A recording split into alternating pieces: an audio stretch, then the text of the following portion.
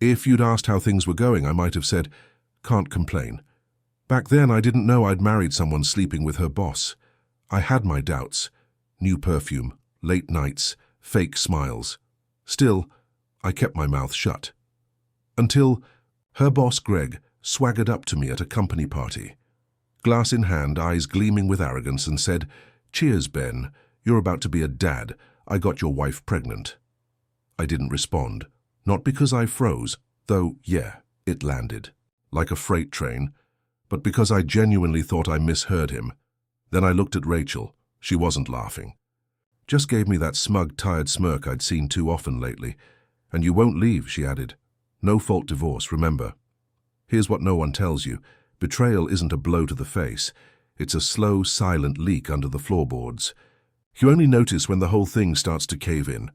I said nothing, just nodded and walked outside. Not to leave. To grab something from the glove box. When I came back in, the music had softened. Laughter floated through the room. The night carried on like nothing had happened. Rachel stood at the bar with Greg, cool, composed, as if she hadn't just burned our marriage to the ground, until she saw me. Her face faltered. "Ben, don't," she said, voice cracking. She didn't know what I was holding, not yet, but she knew the look, someone done being the fool. No more smiles, no more swallowing betrayal, just strategy. I dropped a thick envelope on the bar in front of her. Calm, surgical. "Read." Greg scoffed. "What is this?" "Your exit papers." Rachel unfolded the docs. Her hands started shaking. Her face drained like a power outage. "What? What is this?" "Evidence. Affair. Embezzlement. The works. Receipts. Messages. Photos. Even hotel bills. Charged to the corporate card still in my name. Rookie mistake." Greg started to boil over. "How the hell?" "Don't share a cloud account with your side piece's husband," I said. The room went silent. Glasses stilled.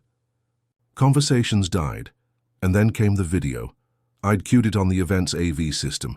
2 hours of planning and a discreet cash drop to the tech guy. On screen, messages, selfies, timestamps, Rachel in lace, Greg grinning like a frat boy.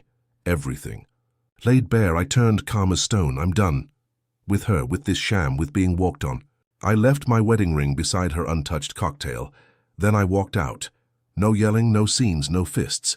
Just me, the cold air, and a future finally mine again. Rachel didn't humiliate me that night. She gave me clearance. She thought she was delivering a kill shot. What she didn't realize was I'd been quietly laying the groundwork for months.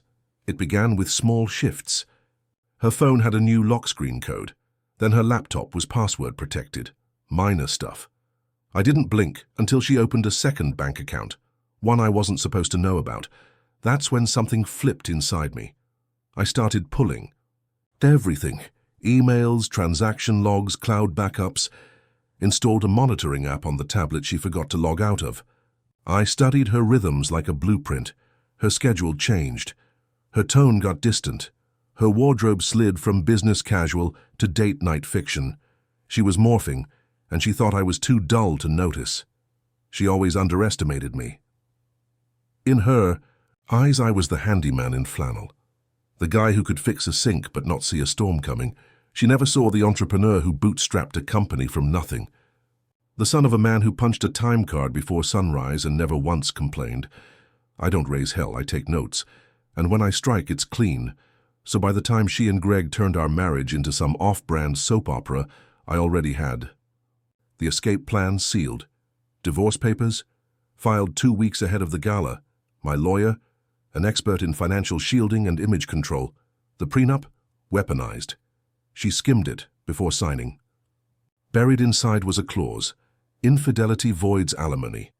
I never hoped I'd use it. I just hate being unprepared. And the house? Legally mine. I bought it as a flip project years back and never changed the deed. Call it inertia or foresight. She called that afternoon. I didn't pick up. Her voicemail was predictable. Soft voice, carefully broken, just enough sorrow to invite pity. Ben, last night wasn't what we meant. Can we just talk? Then Greg chimed in. His tone wasn't soft, it was pissed. said I ambushed him, that I was out of line. Funny. The guy who knocked up another man's wife felt ambushed. That day I froze every joint account and shifted the assets into escrow, pending court review.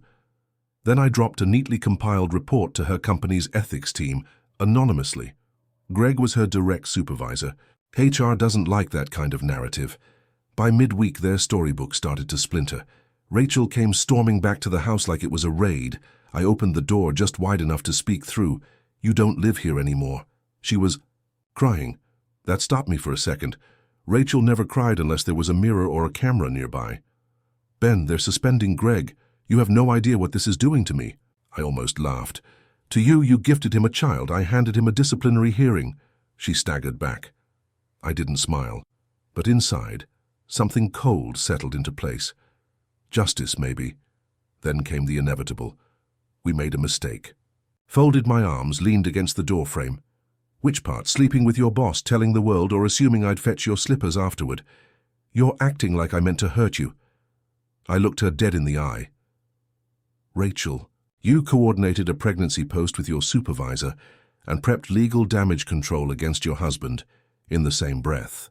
That's not a mistake, that's execution. She built her world on perception, Instagram perfect life, social brunches, charity events, curated smiles. I didn't need to destroy that. I just opened the blinds. I released the facts. The baby, the father, the emails, the calendar entries. No spin, just receipts. By Friday, her followers vanished.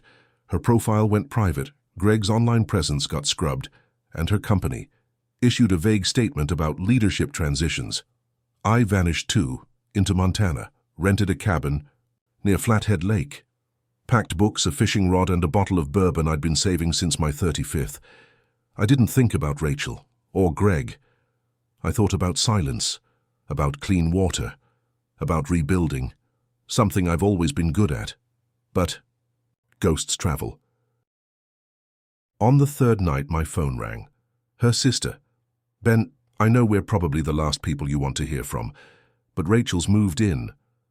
Her father, who used to lecture me on the importance of supporting Rachel's goals, had become eerily silent during family calls. Her mother, once quick to criticize Rachel for settling, had stopped hosting her bridge club after the scandal hit. And Greg, he was on a leave of absence. The rumor? He was taking an extended break. Translation: the board was biding its time, waiting for things to blow over before they quietly replaced him. Rachel's sister, sounding torn, admitted she wasn't surprised, just disappointed. She'd seen the cracks long before. Rachel, she said, always pursued the next shiny thing, thinking someone else would clean up after her. "I'm sorry," she added. "You didn't deserve any of this." By the second week in Montana, my anger had fizzled out. I hadn't forgiven her, of course, no miracle enlightenment here, but the rage that had fueled me in the ballroom had burned bright, fast, and disappeared. What was left? Clarity. One morning, I was chopping wood in my flannel-wrapped cliché when I heard a truck rumbling up the gravel driveway. I set the axe down, wiped my hands, and squinted as the dust cleared. Out stepped an old friend I hadn't seen since college, Eli Mason. He still looked the same, scruffy, broad-shouldered, and carrying that permanent smirk like he knew the punchline to every joke. "Damn," he said, waving. "You really went full lumberjack." I blinked. "What the hell are you doing here?" "Got your postcard," he said, holding it up. Figured it was a cry for help dressed as a vacation update. I had sent him one, joking about trading. Wi-Fi for firewood. Never imagined he'd show. Turns out Eli had been following my saga from a distance. He worked in corporate law down in Denver, but we'd kept in touch. Holiday texts, memes, that sort of thing. When he heard about everything, he didn't call. He drove. That evening, we sat on the porch, two guys in flannel sipping bourbon, picking up where we left off. "You really blew that up," Eli said between sips. "Public exposure, HR sabotage, the whole data trail, everything but the theme music." I grinned. "Yeah, pretty much." He chuckled. "Proud of you, man. Always knew you had a dark side." "I don't," I said. "I just stopped pretending I didn't see it." Eli stayed a few days. He cooked better than I did, played chess like a maniac, and reminded me who I was before the corporate power couple facade took over. One night by the fire, he said something that stuck with me. Your problem. You kept trying to build a life with someone who was busy turning you into her stepping stone. You built the house, the foundation, the structure. But Rachel? She was already planning a penthouse somewhere else. The marriage wasn't just broken. It had never been built on the same blueprint to begin with. 3 weeks later, I returned to town, clean-shaven, clear-headed. The house was still mine, the legal battle was moving forward, and Rachel, silent. No calls, no emails, no surprise visits, just dead air. Then something unexpected happened. I got a call from Greg's wife. Had no idea he even had one. Her name was Mara, and her voice was cold, calculated. I think we should talk, she said. We met at a quiet cafe. She was dressed in business attire, like she was gearing up for battle, and her face told the story of someone who'd been through the fire and come out sharper for it. You're not the only one cleaning up the mess your ex and my soon-to-be. Ex-maid, she started. We traded stories. She had a folder, printouts, timelines, hotel booking overlaps.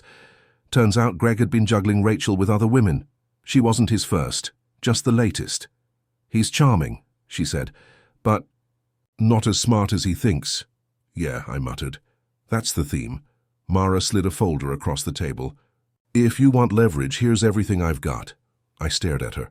Why help me? Because I know what it's like to be someone's stepping stone, she said, voice steady. I've got kids to protect. You've got a future to rebuild. This helps both of us. I had always thought rebuilding would feel like clawing my way out of a hole. But it was more like clearing out a room full of junk I didn't realize I'd been holding on to. Quiet, steady, a little lonely. Yes, but the good kind, the kind that lets you think. I returned to full-time work. Real estate had been good to me before the marriage circus, and it took me back without too many questions. Deals started moving again, listings went up, and I felt sharper, more focused. Turns out, betrayal has a strange side effect. It clears. Your vision. A month after Montana, I got a letter. Not an email, not a voicemail. A real envelope with my name handwritten on it. I sat at the kitchen table, coffee in hand, and stared at it for 10 minutes before opening it. Inside was a single sheet of paper, straight to the point. No fluff. Rachel had moved out of her parents' place, was staying with a friend, didn't want the house, didn't want the car. She wanted the divorce to go through quietly. No fight. At the bottom she wrote, I made my choices. You made yours. I'm sorry it ended this way. I don't expect forgiveness, just finality. I read it twice, then once more. No excuses, no manipulation, just a quiet admission with, I respected her honesty more than anything she'd said in the past year. I didn't respond. Some endings don't require closure. A week later, I was at one of my new properties meeting with a contractor when I bumped into Tara Kelly, an old high school acquaintance. She'd always had that effortless charisma, sarcasm sharp as a blade. Now she owned a small architecture firm. As luck would have it, we were both bidding on the same development. Ben Garrison? She laughed. I thought you'd disappeared to Alaska or something. Close, I said. Montana, temporary exile. She appraised me for a moment. You've changed, lighter maybe. Recently divorced? I didn't hesitate. Yeah, she grinned. Ah, that explains the absence of the usual stress lines around your eyes. We shared a laugh, caught up over coffee. Turns out she'd been through a divorce too, a slow burn, no infidelity. We traded war stories, exchanged lessons, and laughed more than I'd expected. She didn't ask for details. I didn't feel the need to offer them. She just understood. You know, she said as we walked to our cars, people make starting over sound like some tragic, lonely thing. But honestly, it's refreshing, like stripping a house down to the bones. Cleanse out the rot? I added. Exactly. She handed me her card. If you ever need help designing something fresh, just reach out. I wasn't looking for a rebound, but for the first time in ages, the future didn't feel like an obstacle. It felt open. Back. Home, I opened the folder Mara, the ex-Mrs. Gregg, had handed me. Inside, bank transfers, shell accounts, sketchy receipts tied to personal expenses masquerading as business. I didn't feel vengeance flipping through those pages. I felt relief. It wasn't just in my head.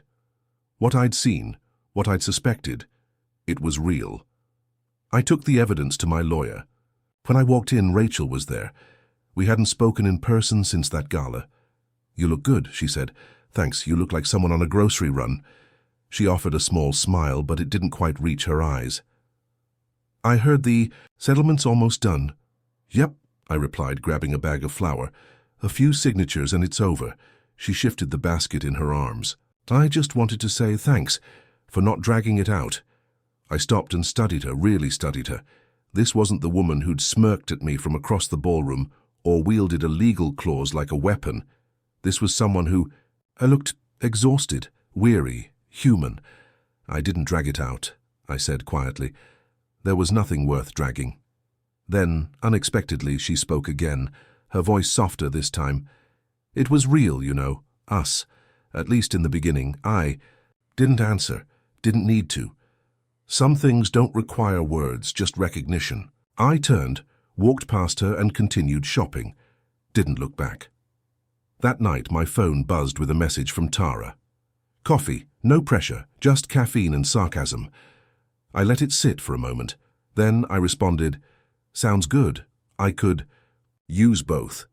For the first time in a long time, I was no longer waiting for closure.